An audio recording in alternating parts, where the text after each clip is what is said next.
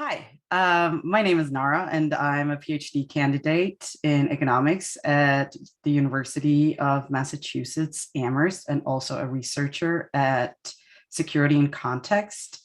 And we have Dr. Ryan Briggs with us today. Would you like to introduce yourself?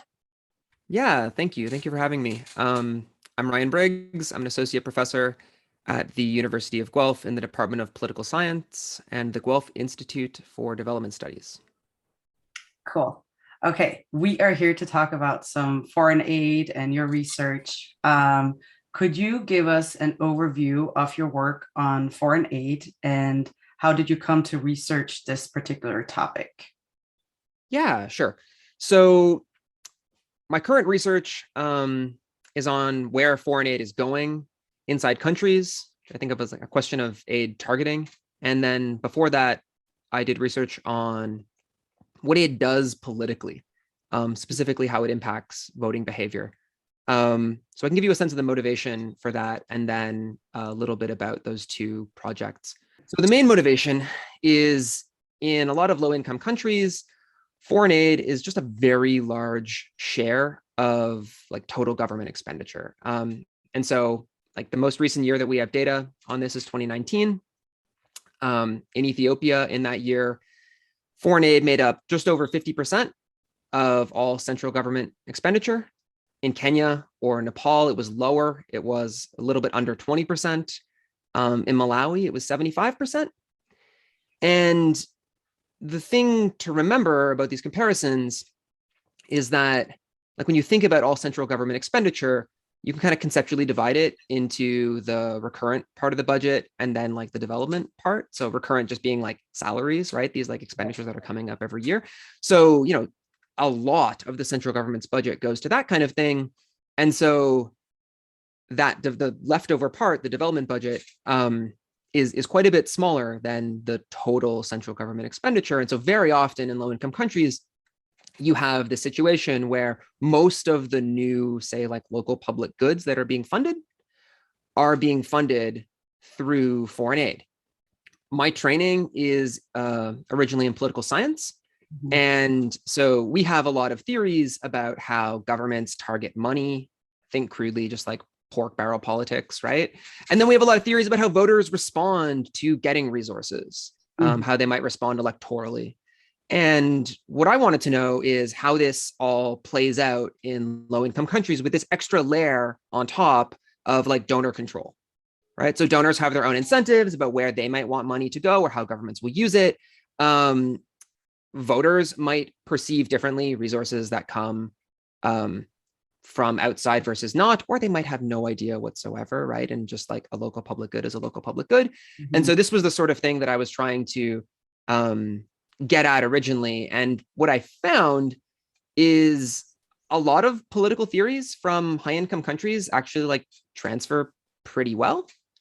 So you do see a lot of resources flowing in strategic ways, exactly as you would expect based on the way things play out in the United States or other high income countries. You see really similar things happening with foreign aid. I'm not sure that's a problem necessarily, and I'm not sure it's a bad thing. But it does tell us that this idea that donor oversight is really important and that donors are tightly controlling aid, like that's probably overstated. And then evidence on how voters respond to aid is a little bit more mixed. So Okay. yeah, I don't know that we actually like as a discipline have a really coherent understanding of this yet, but there are cases where voters do kind of what you would expect.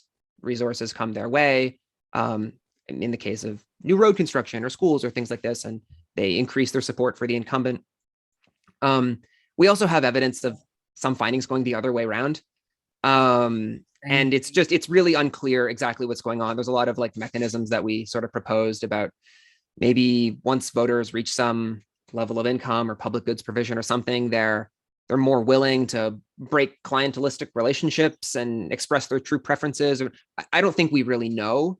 So those don't travel quite as well. And then anyways, I have been increasingly kind of moving away from this and moving into this other focus, which is saying not just politically, how is this working, but let's just think about, the geography of these countries, where people are by income level, Just descriptively, is aid going to the places where poor people are, which is the very often the stated goal from at least the donor side. Yeah, yeah, true.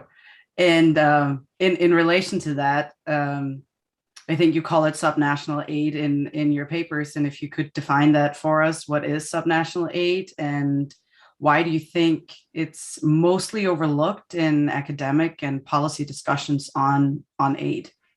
So I guess like conceptually, the easiest way to think about this is the vast majority of the time, aid funds things in recipient countries.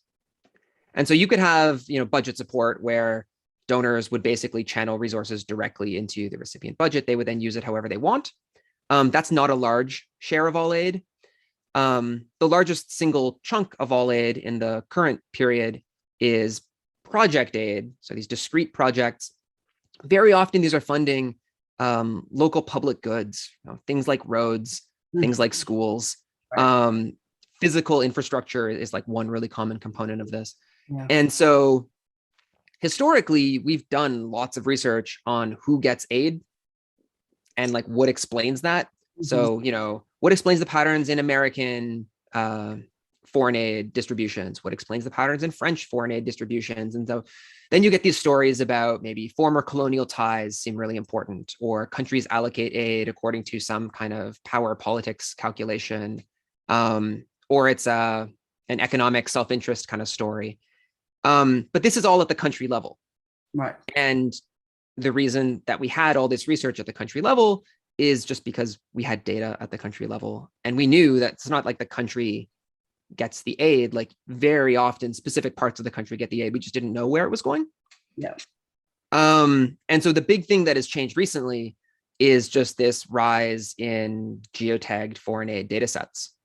And this feels really magical to me because when I was doing my dissertation research, I would go to specific countries and I would go to the libraries in the Ministry of Finance and I would like photocopy or take photos of all of these like budget books and then go back and like geotag it myself. And it was really time consuming. And it was, it was a interesting experience, but I sound like an old person. Now you can go on the internet and you can download these. And so the World Bank has a very large share of all of their projects have been geocoded. And a number of other organizations, most prominently Aid Data at William and Mary, have been geocoding foreign aid projects. And so now we actually have the data to not just say, oh, okay, Nigeria is getting aid, but now we can say, like which specific parts of Nigeria are getting which specific kinds of aid. And that's really new. Right. Yeah, I agree. That's a really great technological development that we've had recently for research purposes. And so in your recent work, you deal with whether foreign aid is targeting the poorest people and why aid doesn't necessarily target the poorest. Can you tell us a little bit more about that research and your main findings there? Yeah, sure.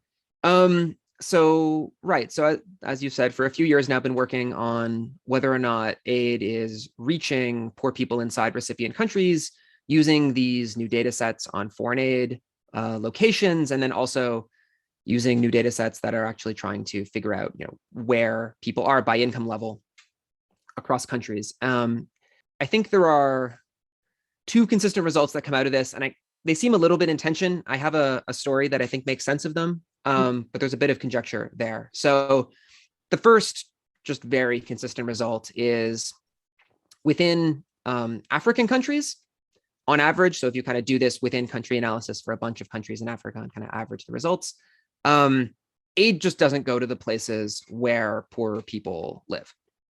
Right. And this is the case basically however you slice the data, however you decide to measure poverty, however you decide to measure population, which can sometimes be tricky, basically however you decide to measure aid.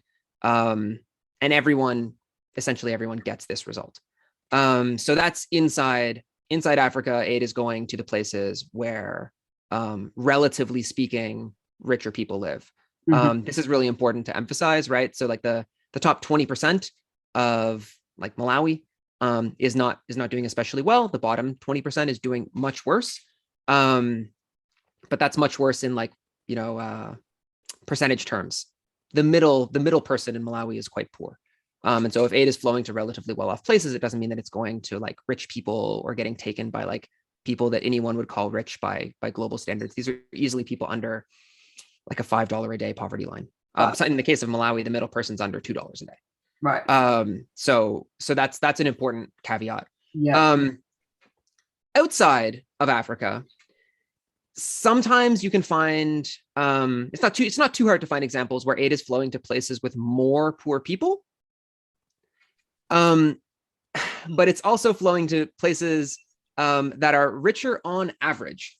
And so this sounds a little bit tricky, and it comes from the fact that you can have like patches of land that are on average rich, but have a huge number of poor people. And those are often cities in maybe like middle income or upper, even lower middle income countries. And so here's like my mental model of what's kind of going on here. So if you're in a country where the relatively rich and the relatively poor all live together, most likely in cities, then aid is generally going to target those cities. And so this is going to look like aid flowing to places that are like on average richer, but it's also flowing to places where there are lots of people like under whatever the poverty line is. Right. Right. So it's going to these, it's going to these large cities. There's lots of poor people in those cities, but the cities are definitely, if you're sort of doing any kind of like income averaging, or if you're trying to proxy for income with something like light at night, they're very bright. There are lots of people that are doing really well. And we don't have the granularity in the data to actually figure out like who the aid is really benefiting. We just know it's targeting this city. It's within 10 kilometers of this city, something like that. Aid is basically never, it's very uncommon for it to target rural, remote areas, even if there's like a decent number of people in some cluster. And so in some parts of the world, rich and poor people kind of live together in cities. And in other parts of the world, that pattern doesn't really exist. The cities tend to be a decent amount richer than the surrounding area, but also very low income people tend to be outside of cities, like in the countryside, in rural areas. And that is much more common in sub-Saharan Africa. Interesting. Where you have this like remoteness of extreme poverty. Right. In that case, the aid is still targeting cities. Wow. And then it's flowing to the places where generally the very poor people are not. Yeah. So yeah, so it's not obvious that this is bad. You can easily tell a story where this is exactly what you should be doing if you're trying to do like the most good per dollar, for example, because maybe population densities are so much higher in or around cities. And so maybe for like that kind of concern, you'd want to do it. Maybe there are really strong complementarities between foreign aid and other infrastructure. And so if you target a school in an area where there's like good security, good roads, good electricity, you'll get so much more of an effect than if you target it very far where those things are lacking. And then the other reason that this may not be so bad is it's easy to have the mindset from, I don't know, the US or Canada or somewhere where like the middle and the bottom 20%, there's like a huge difference in consumption. That's not the case in a lot of African countries. The sort of middle person and the 10th or 20th percentile person might not have that many like dollars a day of consumption difference between them. Oh, really? Yeah. So the basically like the sort of consumption gap between the bottom and the middle is just not that large. There's a pull away at the top end. Sure. Yeah. But there are just a lot of people that are not doing very well by global standards. And so if you're a donor and your goal is just to like target resources to people that are living on something like under $10 a day, and after that, you don't really care if it's like $1.50 a day versus $4 a day. I can see that. Then it's not obvious that you should be trying to target aid out to remote areas. So it's easy to also tell arguments where like this is, we really should be bothered by this. We really should be trying to target people near the very bottom, but it doesn't like immediately spring from the results that people are doing anything, that anyone is doing anything wrong here. Wow, that's super interesting. Very intriguing. And what are the implications of your findings on policies that would deal with the aid allocation system at the subnational level? Yeah, so that's a great question. like, I think the first major takeaway is just that this is happening. I think it's still really underappreciated. And I think people are still usually pretty surprised when they find out that, especially in sub-Saharan Africa, aid tends to flow to places where better off people live, not to places where the bottom deciles of the population tend to live. Right. And so just acknowledging that descriptive fact, I think, is kind of important. Like I was saying, I don't know that this is necessarily a problem, but I think like the right questions to be asking now are questions around like, what's causing this, right? Yeah. What are the mechanisms that are actually producing this? We don't really know. The most information that I have comes from one survey that I ran on World Bank staff. I read that. I don't. That was right. Yeah. So I don't want to like overgeneralize from this, right? This is like one group of operational World Bank staff. So one donor, one group of staff. Not too much should ride on it. But what I did is I surveyed these people.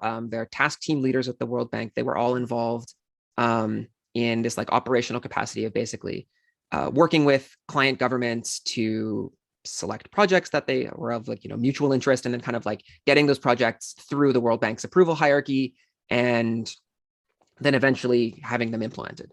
So they're pretty important in this like kind of project selection phase and thinking through what actually gets picked to work on and not versus not. And one thing to know about these staff, these task team leaders, is their career incentives are just like dominated by getting lots of projects approved. So if you ask them like what they need to do to get promoted, it's to get lots of projects approved up through that World Bank hierarchy and then kind of under implementation. And so what I did is I just showed them 2 pairs of projects with randomly assigned attributes. So, one project might be in part of the country that was poorer than average. The other one might be part of the country that had like average income. One would be maybe more remote. One would be in a city, et cetera. And then you can ask them a series of questions like, which project would be easier to get approved? Which project do you think would be of more interest to the client governments that you work with? Or, which project would be better for development?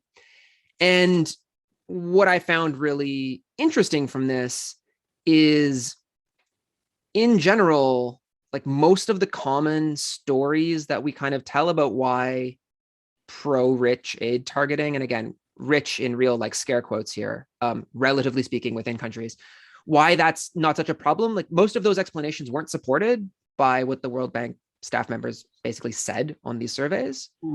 So you might think that they would say the projects that are best for development would be the ones in cities because of all the reasons we just laid out around cost effectiveness and things like this. And that's not what they said. They said the most effective projects tended to be in poorer areas, that tended to be in more rural or remote areas.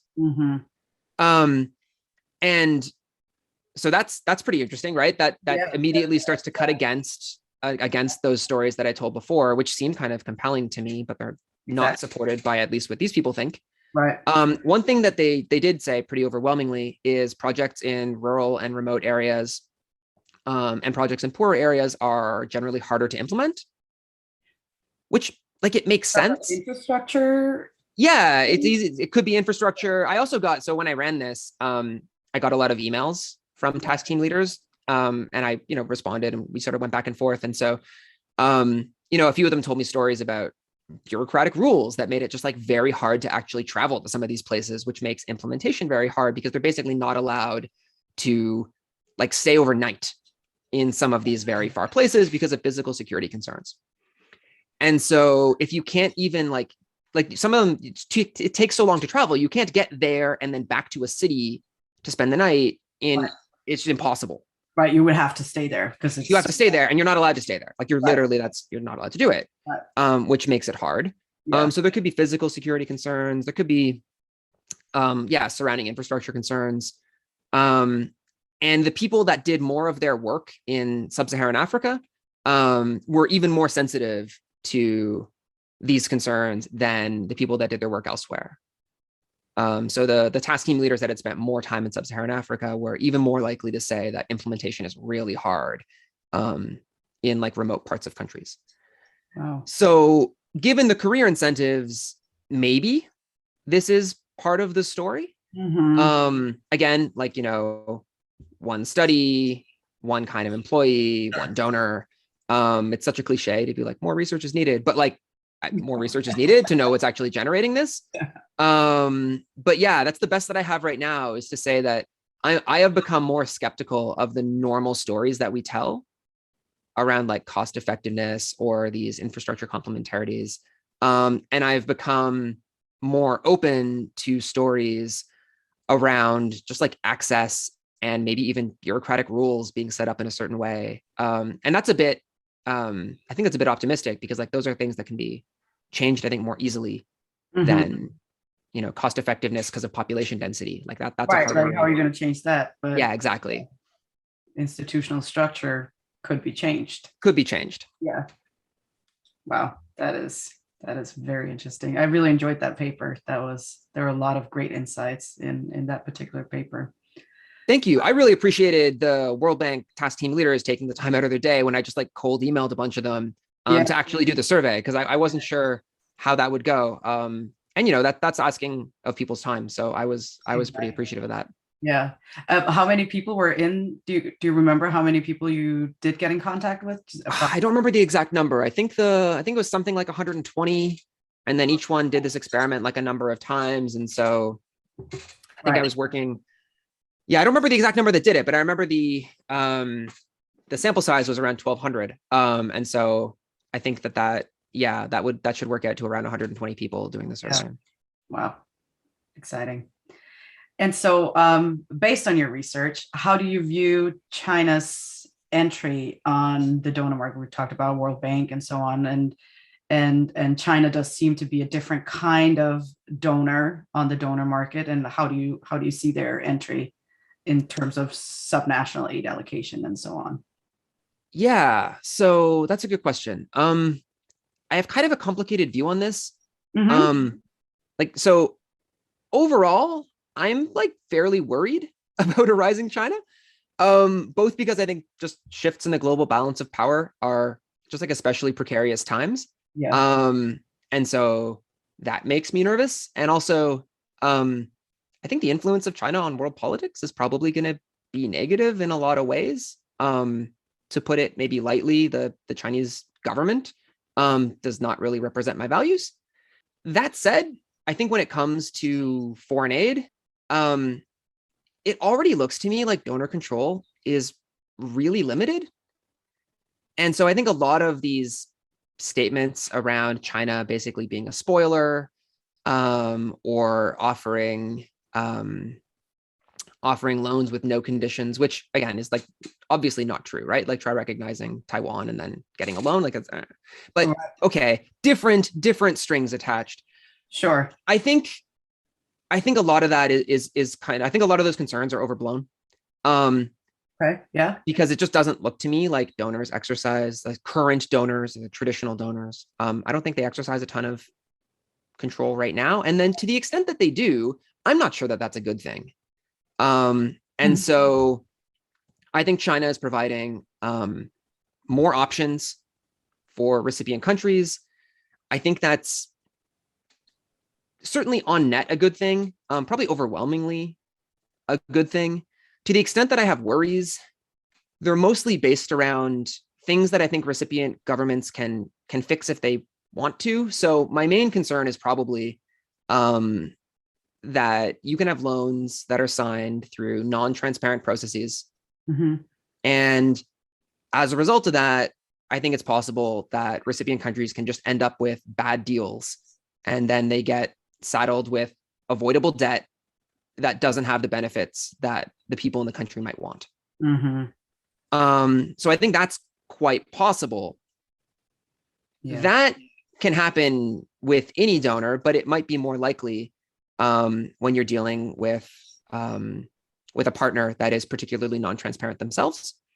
Right. And that's something that, you know, recipient side transparency can go a long way to avoiding.